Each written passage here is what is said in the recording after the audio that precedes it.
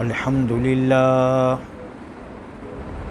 لله نحمده ونستعينه ونستغفره ونؤمن به ونتوكل عليه ونعوذ بالله من شرور أنفسنا ومن سيئات أعمالنا من يهده الله فلا مضل له ومن يضلله فلا هادي له ونشهد أن لا إله إلا الله وحده لا شريك له ونشهد أن سيدنا ومولانا محمدا عبده ورسوله أما بعد فأعوذ بالله من الشيطان الرجيم لا يمسه إلا المطهرون صدق الله العلي العظيم وبلغنا رسوله النبي الكريم ونحن على ذلك لمن الشاهدين والشاكرين والحمد لله رب العالمين۔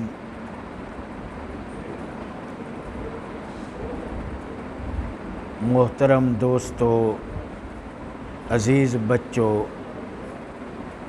یہ جو محفل و مجلس ہے قرآن پاک کے ساتھ ایک تعلق کے لحاظ سے منعقد کی گئی ہے، تو آج کی مجلس میں ہم قرآن پاک کے چند آداب سیکھنے کی کوشش کریں گے۔ آج کی مجلس میں قرآن پاک کے کچھ آداب پر گفتگو ہوگی۔ حضرات محترم، قرآن پاک نے اپنے کچھ آداب خود بیان فرمائے ہیں۔ ایک ادب تو قرآن پاک نے یہ ذکر کیا لا یمسہ الا المطہرون، کہ قرآن پاک کو کوئی طاہر اور پاک آدمی ہی چھوئے، ناپاک آدمی کے لیے قرآن کا چھونا بھی جائز نہیں۔ تو طہارت اور ناپاکی کے دو درجے ہیں۔ ایک درجہ تو یہ ہے کہ آدمی کو غسل کی ضرورت ہو، تو اس ناپاکی کا حکم تو یہ ہے کہ قرآن پاک کو چھونا بھی جائز نہیں، قرآن پاک کی تلاوت، قرآن پاک کا زبانی پڑھنا بھی جائز نہیں۔ دوسرا درجہ کہ آدمی کو وضو کی ضرورت ہو، تو اس حالت میں قرآن پاک کا پڑھنا تو جائز ہے، لیکن قرآن پاک کو چھونا، قرآن پاک کو ہاتھ لگانا، تلاوت کے لیے قرآن پاک کے اوراق کا پلٹنا، یہ چیزیں جائز نہیں ہوں گی حتیٰ کہ وضو کر لیا جائے۔ اگر وضو نہیں تو قرآن پاک کو اٹھانا ہے، قرآن پاک کو اٹھانا ہے تو کپڑے کے ساتھ۔ دیکھو، بالکل جس طرح نماز کے لیے وضو فرض ہے، طہارت ضروری ہے، بالکل اسی طرح جس طرح نماز میں وضو ٹوٹ جائے تو اگلا رکن ادا کرنے کی اجازت نہیں، وہی نماز ختم۔ تو اس طرح قرآن پاک کی تلاوت کرتے ہوئے قرآن پاک آپ نے ہاتھ میں پکڑا ہوا ہے، تو اگر وضو جاتا رہا تو بس یہیں سے آگے قرآن پاک آپ ہاتھ میں نہیں رکھ سکتے، اگلا ورق آپ نہیں پلٹ سکتے۔ بس اب کوئی پاک کپڑا لے کر اس سے قرآن پاک کو ایک طرف رکھ دیا جائے، یہ قرآن کا وہ ادب ہے جو خود قرآن پاک نے بیان فرمایا ہے اور صریح لفظوں میں فرمایا لا یمسہ الا المطہرون۔ تو یہ قرآن پاک کے صریح لفظ ہیں، آپ ترجمہ دیکھ لیں، یہ کسی مولوی کی یعنی کہتے ہیں نا بنائی ہوئی باتیں، کوئی ایسا اس میں کوئی شبہ نہیں۔ قرآن پاک کے صریح الفاظ ہیں لا یمسہ الا المطہرون۔ ایک قرآن پاک نے قرآن کا ادب یہ بیان کیا ورتل القرآن ترتیلا، کہ قرآن پاک کو ترتیل کے ساتھ پڑھا جائے۔ ترتیل کے ساتھ پڑھنے کا کیا معنی؟ کہ اس کے تلفظ کی صحیح ادائیگی ہو، تلاوت اس طرح ہو کہ نہ کوئی لفظ قرآن پاک کا کٹے نہ اس میں کسی حرف کا اضافہ ہو، اس طرح تلاوت کی جائے کہ قرآن پاک کے حروف کٹنے نہ پائیں، قرآن پاک میں کسی حرف کا اضافہ نہ ہو، پورے تلفظ کی صحیح ادائیگی کے ساتھ قرآن پاک کی تلاوت کا یہ حکم خود قرآن پاک نے دیا ہے کہ قرآن پاک کو اس طرح ٹھہر ٹھہر کر کہ ایک ایک کلمہ اس کا پورا ادا ہو، تلفظ کی ادائیگی بالکل درست ہو۔ ورتل القرآن ترتیلا، تو دیکھیں کہ قرآن پاک کو اس طرح پڑھیں کہ اس میں کچھ حروف کٹ جائیں، تو عام گفتگو میں ہی آپ دیکھیں کہ اگر حروف کچھ کٹ جائیں تو معنی کہاں سے کہاں تک جا پہنچتا ہے۔ ایک کلمہ ہے، دعائیہ کلمہ ہے السلام علیکم، جب مسلمان ایک دوسرے سے ملتے ہیں تو ایک دوسرے سے مؤانست کے اظہار کے لیے، ہمدردی اور محبت کے تعلق کو ظاہر کرنے کے لیے السلام علیکم کا دعائیہ کلمہ ہم بولتے ہیں۔ تو اگر اس کو اس طرح ادا کیا جائے کہ مثلاً السلام علیکم لام کٹ جائے تو پہلے ایک دعا تھی، اب یہ ایک بد دعائیہ جملہ بن گیا۔ ایک حرف کٹا ہے تو بات کہاں تک جا پہنچی؟ تو سلام کو ہمیں کرے، جواب میں ہم کہتے ہیں وعلیکم السلام، تو اس کا معنی کیا ہے؟ جس طرح سلام کرنے والے نے آپ کو دعا دی ہے السلام علیکم کہ تم پر اللہ کی طرف سے سلامتی ہو، اللہ تمہیں سلامتی، اطمینان، راحت کی زندگی عطا کریں، تو جواب میں آپ نے کہا وعلیکم السلام کہ آپ کو بھی اللہ تعالیٰ ایسی راحت عطا فرمائیں۔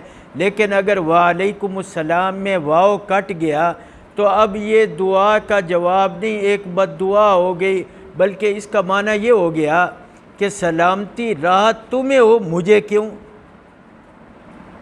تو دیکھو واو کے ساتھ جب آپ نے کہا وعلیکم السلام تو اس کا معنی یہ تھا کہ جس طرح آپ نے مجھے سلامتی کی راحتوں کی دعا دی ہے تو اس طرح اللہ تعالیٰ آپ کو بھی راحتوں سے نوازے۔ تو لیکن جب واو کٹ گیا تو اب معنی یہ ہے کہ اس دعا کی مجھے نہیں ضرورت، تمہیں مبارک ہو یہ دعا۔ تو ایک حرف کے کٹنے سے بات کہاں سے کہاں تک جا پہنچی۔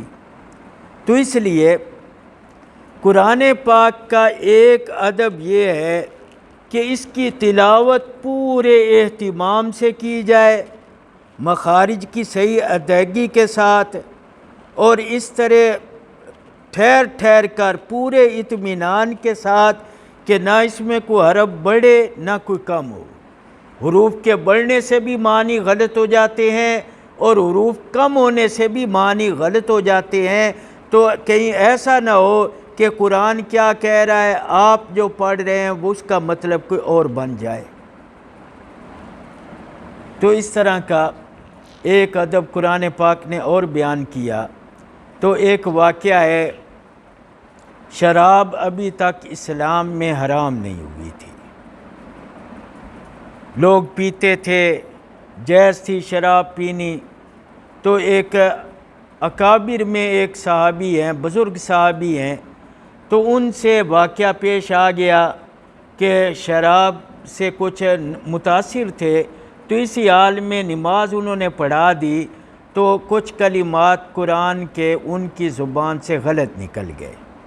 تو اللہ سبحانہ و تعالیٰ نے ارشاد فرمایا یا ایھا الذین آمنوا لا تقربوا الصلاۃ وانتم سکارى حتی تعلموا ما تقولون۔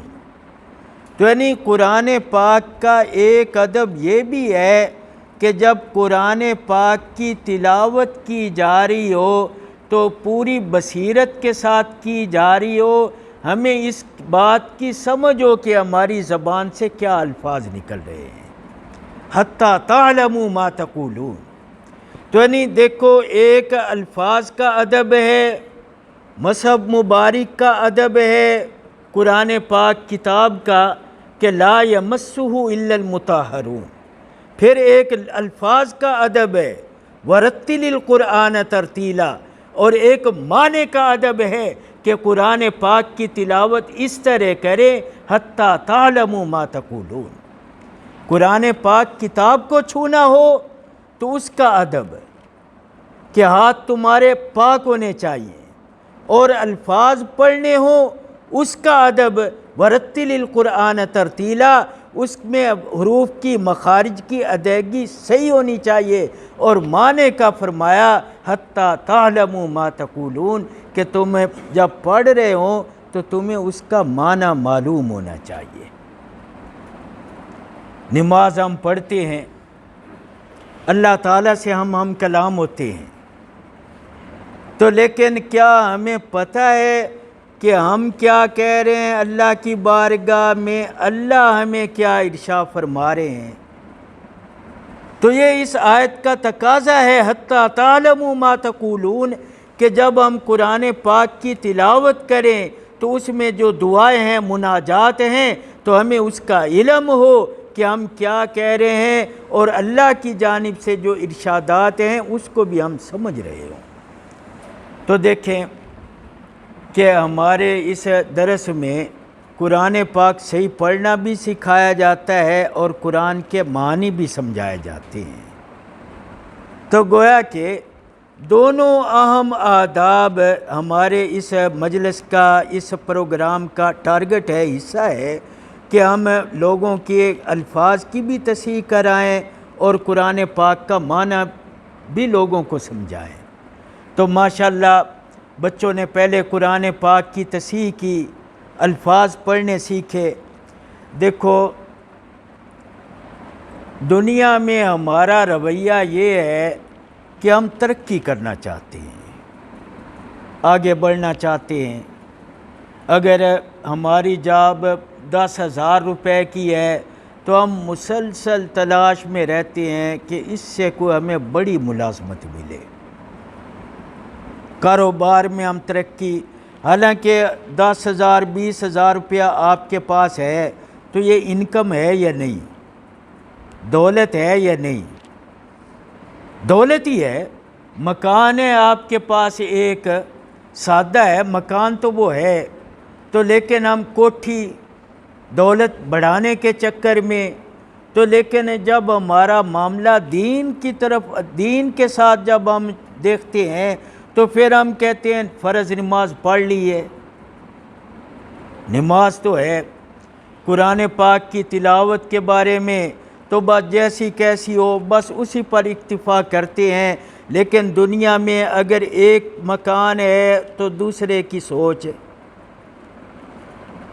1,000 روپیہ آپ یومیہ کماتے ہیں تو اسی پر بس نہیں بلکہ آگے سے آگے سوچ ہے۔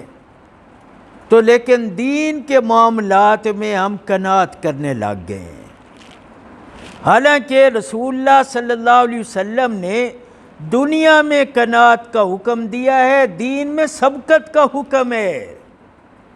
فاستبقوا الخیرات سابقوا الی مغفرۃ، قرآن پاک میں جگہ جگہ آگے بڑھنے، دوسروں سے آگے بڑھنے کا حکم ہے۔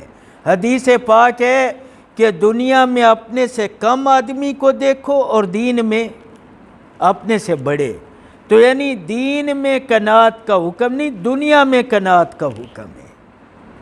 تو لیکن ہماری صورتحال، ہماری طرز زندگی، ہماری ڈگر کس طرف جا رہی ہے؟ ہم دنیا میں تو حل من مزید، جس طرح جو شوق ہمیں دین کا ہونا چاہیے، ہمارا طرز زندگی الٹ گیا، وہ سوچ ہماری، وہ ذہنیت دنیا کی طرف منتقل ہوگی۔ دین کے بارے میں ہم کہتے ہیں کہ بس قرآن پڑھنا آ گیا، تو بہرحال ہمارے ان بچوں نے پہلے قرآن پاک کی تصحیح کی ہے، اب یہ اگلی منزل کی طرف بڑھ رہے ہیں حتیٰ تعلموا ما تقولون۔ تو اللہ تعالیٰ آپ کو مزید معنی سمجھنے کی توفیق عطا فرمائے۔ دونوں طرف توجہ رکھنی ہے، ورتل القرآن ترتیلا حتیٰ تعلموا ما تقولون، کہ تم قرآن پاک کے الفاظ اس طرح پڑھو کہ کہیں الفاظ کی ادائیگی میں معنی غلط نہ ہو جائے، اور جو دوسرا پوائنٹ ہے حتیٰ تعلموا ما تقولون، اس طرف بھی بڑھنا ہے۔ اب ایک بات اور کہ قرآن پاک پڑھنے سمجھنے میں اگر کوئی الجھن پیش آ جائے، کوئی غلط فہمی ہو جائے، تو وہاں ہمارا رویہ کیا ہونا چاہیے؟ غلطی پیش آ جاتی ہے، بڑے بڑے اکابر کو، صحابہ اکرام کے ساتھ بھی ایسے واقعات ہو گئے، تو یہ مسئلہ نہیں، مسئلہ اگلا ہے کہ اگر کہیں غلط فہمی ہو جائے، کہیں کشمکش پیدا ہو جائے، الجھن آ جائے، تو حل کیا ہے؟ تو حضرت عدی ابن حاتم رضی اللہ عنہ ایک مشہور صحابی ہیں، تو انہوں نے قرآن پاک میں پڑھا کہ عیسائیوں کے بارے میں کہا گیا ہے اتخذوا احبارہم ورہبانہم اربابا من دون اللہ، کہ انہوں نے اپنے علماء کو، مشائخ کو رب بنا لیا تھا۔ تو ان کا سابقہ مذہب عیسائیت تھا۔ رسول اللہ صلی اللہ علیہ وسلم کی خدمت میں آئے، کہنے لگے کہ قرآن پاک کہتا ہے کہ یہودیوں نے اپنے علماء کو، مشائخ کو رب بنا لیا ہے، لیکن عیسائیت میں اپنے علماء اور مشائخ کو رب کا درجہ نہیں دیا جاتا۔ الجھن پیش آ گئی کہ واقعات کیا ہیں، قرآن کے الفاظ کیا ہیں؟ تو رسول اللہ صلی اللہ علیہ وسلم نے ارشاد فرمایا کہ کیا تم نے اپنے علماء، مشائخ کو حلال و حرام کی اتھارٹی نہیں دی تھی؟ تو انہوں نے کہا یہ بات تو ہے۔ تو آپ نے فرمایا اسی کو قرآن نے کہا ہے اتخذوا احبارہم ورہبانہم۔ اب اس سے ہمیں یہ بات سمجھ آئی کہ اگر کوئی الجھن پیش آ جائے، کہیں غلطی لگے، تو اس کا حل کیا ہے؟ حدیث کی طرف رجوع، رسول اللہ صلی اللہ علیہ وسلم کی طرف رجوع۔ کہیں غلطی آ جائے، غلط فہمی ہو، الجھن پیش آ جائے، تو وہاں خود اڑنا نہیں ہے، انکار نہیں کرنا، اپنی عقل نہیں استعمال کرنی، حدیث کی طرف رجوع۔ ایک اور طریقہ اور حل ہے کہ قرآن پاک کی آیات کا بیک گراؤنڈ ہے، جس کو محدثین، مفسرین کی اصطلاح میں شان نزول کہتے ہیں۔ تو اس میں ایک واقعہ ہے کہ ایک صحابی نے شراب پی،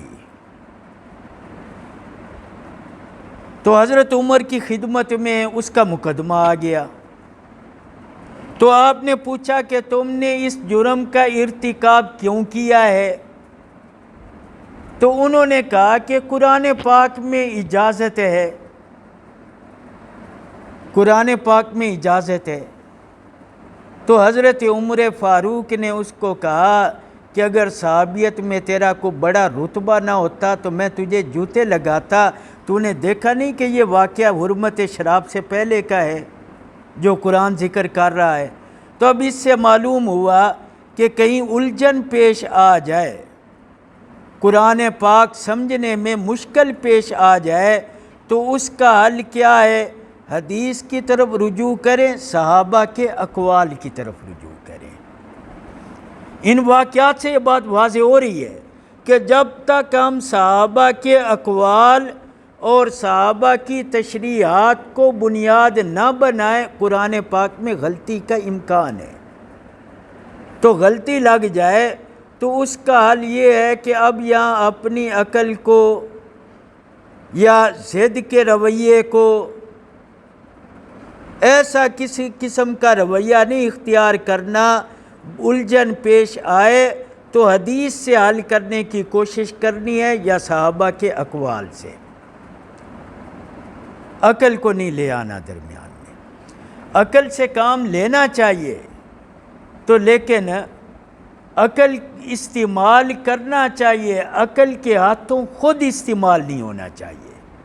عقل کو استعمال کریں قرآن سمجھنے کے لیے، احکام شریعت کو سمجھنے کے لیے، رسول اللہ صلی اللہ علیہ وسلم کی احادیث کو سمجھنے کے لیے، تو لیکن اگر تم عقل کو معیار بنا لو گے، عقل کو بنیاد بنا کر آپ نے وحی کو چھوڑ دیا، سنت رسول کو چھوڑا، تو یہ آپ نے عقل استعمال نہیں کی، آپ عقل کے ہاتھوں استعمال ہو گئے ہیں۔ آپ نے اپنی آخرت برباد کر لی عقل کو مان کر، وہی کی آپ نے توہین کی، آپ نے رسول اللہ صلی اللہ علیہ وسلم کے فرمان کو ٹھکرایا ہے۔ تو جو اپنی آخرت برباد کرے، وہی کی توہین کرے، رسول اللہ صلی اللہ علیہ وسلم کے فرمان کو ٹھکرائے، تو اس نے عقل کو استعمال نہیں کیا، عقل نے اس کو استعمال کر لیا ہے، اس کی زندگی تباہ کر کے رکھ دی ہے۔ تو اس لیے قرآن پاک کے آداب میں نے عرض کیے، ایک قرآن پاک مصحف شریف کا کتاب کا ادب ہے کہ پوری طہارت کے ساتھ قرآن پاک کو چھوا جائے۔ دوسری بات عرض کی کہ قرآن پاک کے الفاظ کا ادب، تو یہ آداب قرآن پاک نے بیان کیے ہیں، ورتل القرآن ترتیلا، کہ قرآن پاک کے الفاظ کا ایسا ادب ہو کہ الفاظ کی تلاوت صحیح ہو، تو اس میں پڑھتے ہوئے کچھ الفاظ کھائے نہ جائیں۔ اور جس طرح جو لوگ مجہول پڑھتے ہیں تو مجہول پڑھنے میں دیہاتی انداز میں کچھ الفاظ بڑھ جاتے ہیں۔ اور معنی کا ادب حتیٰ تعلموا ما تقولون، اور اس طرح اگر کوئی الجھن پیش آ جائے تو اس مرحلے سے کیسے نکلنا ہے، یہ بھی قرآن پاک نے بیان کیا ہے۔ فَإِن تَنَازَعْتُمْ فِي شَيْءٍ فَرُدُّوهُ إِلَى اللَّهِ، تو حدیث سے صحابہ کے اقوال سے سمجھنے کی کوشش کرنی چاہیے۔ تو اللہ تعالی ہمیں قرآن پاک کتاب کے ادب، الفاظ اور معانی کا ادب، اور الجھن پیش آئے تو اس میں جو قرآن نے ہی طریقہ بتایا ہے اس الجھن کے حل کا، تو اللہ تعالی ہمیں ان تمام قرآن پاک کے آداب پر عمل کرنے کی توفیق عطا فرمائے، اور قرآن پاک کے جو ثمرات ہیں، برکات ہیں، اللہ تعالی ہمیں ان سے مالا مال فرمائے، اپنی زندگیاں قرآن کے تابع بنانے کی توفیق عطا فرمائے۔ وما علینا الا البلاغ۔